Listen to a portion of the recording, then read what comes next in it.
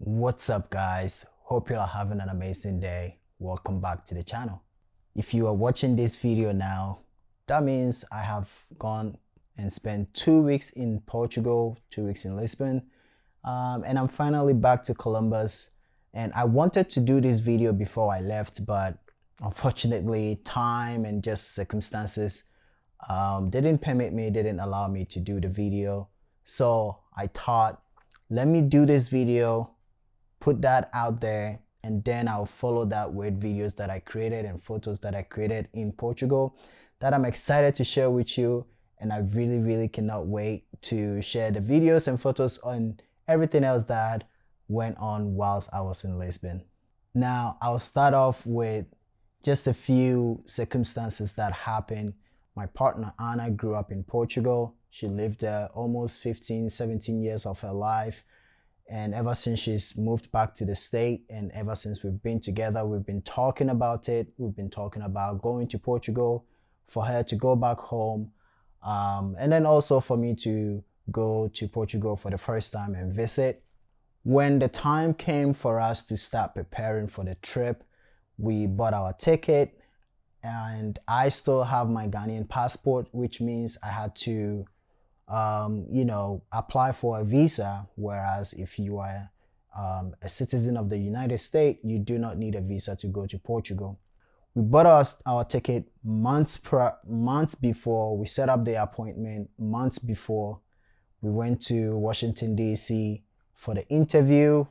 After the interview, they told us it's going to take about 2 to 3 weeks for me to get my passport back, which was still between the time when we had purchased the ticket and the time we're supposed to fly.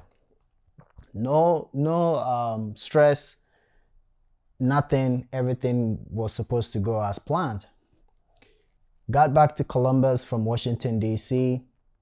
We weren't hearing back. It was almost 6 weeks later, and our trip was like, I think 2 or 3 weeks before we traveled. We tried, even before the 6 weeks, we tried to contact them after the time they told us that we were supposed to get my passport back, which was in 3 weeks, the maximum 3 weeks. We tried to reach out. If you've been to Portugal and you've had to go for a visa, the interview is not done at the Portuguese embassy. It is done by VFX. I almost said VHS. It is done at VFX. And they will take your submission and take it to the Portuguese embassy, and then they will process your visa for you. 6 weeks passed. All this while we've been trying to contact them, nothing. We've sent emails, no response. 2 weeks before the date that we were supposed to fly, I got an email saying that my fingerprint that I did, something was wrong, and that I had to come back to Washington, D.C. for my fingerprint. It wasn't fun at all, but we did make it work, because if we didn't, there was no way we were going to get a visa. Redid my fingerprint. It took us just 15, like we literally drove overnight.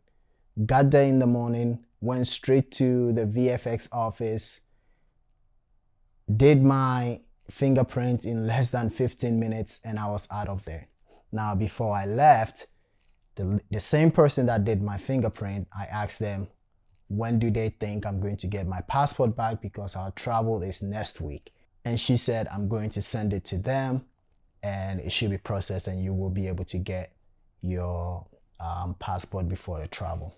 We're still hopeful. We got back to Columbus. The following week, we were supposed to travel on, I think it was on a Thursday. We were hoping that it came on either the Monday or the Wednesday. We didn't hear anything. The day of the travel, we weren't hearing anything. So we had to reschedule my flight to the following week, Tuesday. It was very stressful. Very stressful. Most of the time when it comes to traveling, I'm excited about it. I don't stress about traveling that much, but this one was very stressful. One, because we had a wedding that we were going to attend that weekend, which means I was going to miss it. That was Anna's best friend's wedding. I was gonna miss it, and then I was gonna not be there for like, we didn't know when. We didn't even know if I was gonna go because I had still not received my passport yet. Anna was still going. She left on the Thursday. I got back home. I was just, like I said, because of that, I was not motivated to make any video. I was just not interested in doing anything because it really, really sucked. I just told myself, if it's meant to be, it's meant to be. I'm just gonna wait until whenever I get my passport. A day before the rescheduled date of flight again, I received a call. I picked it up immediately, and it was from a lady from the Portuguese embassy, and she was very, very, very sweet, very, very nice. I think her name was Sylvia. First started apologizing. She said, I realized your date of travel is tomorrow, and we just received your application, which means when I went to do my fingerprint, instead of them sending in my application that very day, they waited until the following week. So she apologized. She asked if I still wanted to move forward with the application. And I asked her, as long as I'll be able to make my travel on the date that I've booked my flight, yes, I would love to. And so she assured me that she's personally going to make sure that everything is processed and that I get my passport back. If you have a package, or if someone is coming to you or anything, we have a directory that they have to call. It comes on your phone, then you buzz them in. As soon as I received that call, I knew it was FedEx because, one, I wasn't expecting anybody to come to me. I wasn't expecting any food delivery or anything. And the only thing that could be coming was my passport. I went down there, and luckily I had my passport, I had the visa in it, and I was able to travel. Initially, I had an idea of the gear that I wanted to take because we knew we were going to shoot some commercial work. We knew we were going to shoot some product. We knew we were going to take certain photos and do certain videos. So I just kind of had an idea of the gear that I wanted to take. However, because of the situation that happened, I honestly was just unmotivated. I didn't want to bring too much. I didn't want to, I don't know, like the first week of our travel is gone and we only had 2 weeks there. So a lot of the plans that we had was going to be canceled. So I decided I'm going to cut down a lot of the gear that I'm going to take. I don't know if you guys can see over here, but that was my rig. And I was gonna take all of that, but I'm like, no, let me keep it very simple. I decided I'm going to bring everything in this bag that I made. So here is this leather bag that I personally hand-sewn to take gear with me. And then the insert, I went to our local camera store and I bought this insert and put it in. I just only had these 2 compartments, and that is basically the space that I had to bring gear. Because I knew that I wasn't going to bring my rig and all my video stuff, I decided to pick up a DJI Osmo Pocket 3, which is what I'm recording on right now, which I'm really, really glad I got it because it just changed the way I created content whilst we were in Portugal. I only brought 2 cameras, my Leica SL2 and my Leica M5. So these are the 2 cameras that I brought with me. I brought my Voigtlander 35 color scoper 2.5, and I took the Summiter F2 that is on the Leica 2F.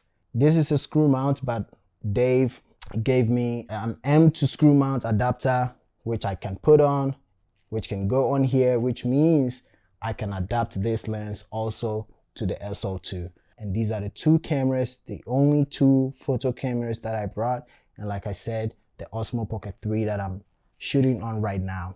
Dave gave me an FD lens adapter to L mount adapter. So I bought myself one. And so I have this Canon FD 28mm 2.8 that I brought with me that I don't think I even shot it once. I never shot it.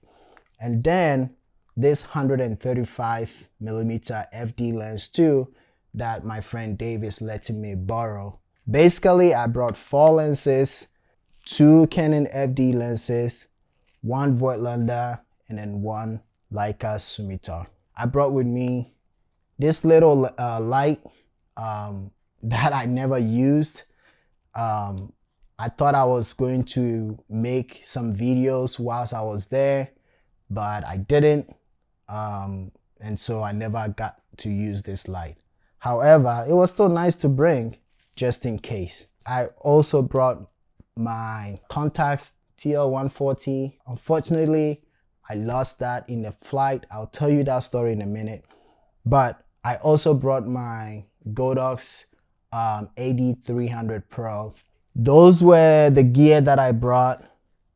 2 cameras, Leica SL2, Leica M5 with the Kex light meter on top of it, Voigtlander 35 2.5, Leica Summiter F2, Canon FD 28, and Canon FD 135. Now, what happened with the flash was, in the flight, I was taking videos, I was taking photos of, the sky. It was just so pretty. I can't wait to share that with you. And I had this bag, everything in here, in this bag, 2 of the camera bodies, the lenses, my flash, which is the Contax flash, filters, everything was in here. All the gear that I wanted to bring, except the Godox AD300 that I had in my luggage because it's too big to carry onto the flight. So I had that in my check-in bag. So everything was in here, and I had it in front of me, under the seat in front of me. So anytime I felt like I wanted to take photos, I just reach in, grab my SL2, take photos. I didn't load any film in the M5 because I didn't want to deal with having to hand check the camera. I also brought with me 7 rolls of HP5 and then 2 rolls of color film that I had in the fridge, which I almost didn't bring, but I'm glad I did. So I brought a Kodak 200 and Fuji 200, both color film. And then I bought a pack of HP5, and then I had 2 rolls extra that I added with me. When the flight was about to land, I was trying to get a video of, first of all, Portugal is so beautiful, especially when you're landing and when you see it for the first time. Luckily, I landed in the morning, so that morning light and everything, like I said, I think my next video is going to be that, so you will see it. But as it was landing, I was recording with the Osmo Pocket 3. I was taking the video and I was focused on that. And even though I was kind of paying attention to my bag, I was not fully. So when the plane touched down and it shook, my bag just fell off and everything out of it just came flying out of my bag. And though I saw it happen, I was still paying attention to the video that I was taking. And then I turned the Osmo Pocket 3 off and decided now to get my camera and stuff that had dropped from the bag. I got everything which I thought I had. I checked my camera, I checked the Kex light meter, I made sure the 2 extra lenses, anything, filters, everything, I checked that everything was in there. Closed the bag.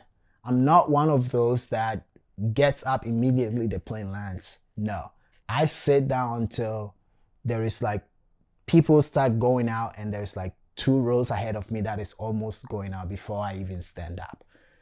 So as soon as it got to my turn, I took my bag, put it on my seat, grabbed my hand luggage from the overhead, put it down. I looked around a little bit, and then as I was walking away, I stopped because I think I was the last but one person, and which I had let the person pass me. And I said to the crew, I'm like, I dropped something and I want to make sure that I didn't leave anything behind.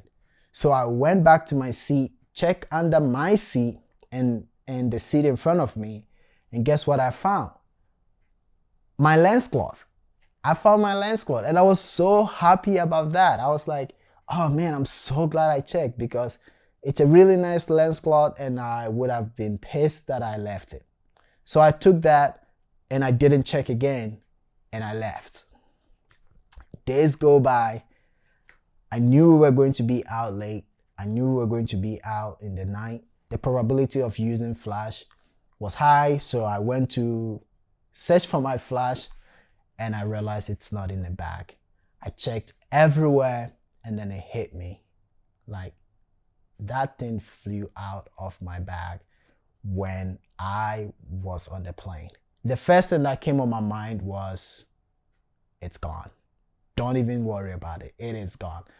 It's quite unfortunate because I really, really love that flash. That is all the gear that I took to Portugal. Let me know in the comments, if you were going on a trip like that, what would you take?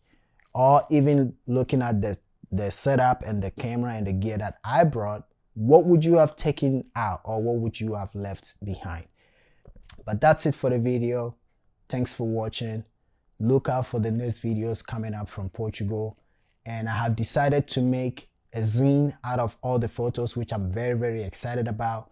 I think you guys are going to really, really love it. So if you will be interested in the zine, let me know in the comments below, and then I'll let you guys know whenever it's ready. Follow me on my Instagram, @edmundkboateng. If you would like to see when I start posting the photos on Instagram, follow me on Silly Street Boy as well. I'll see you guys in the next video, but until then, bye bye.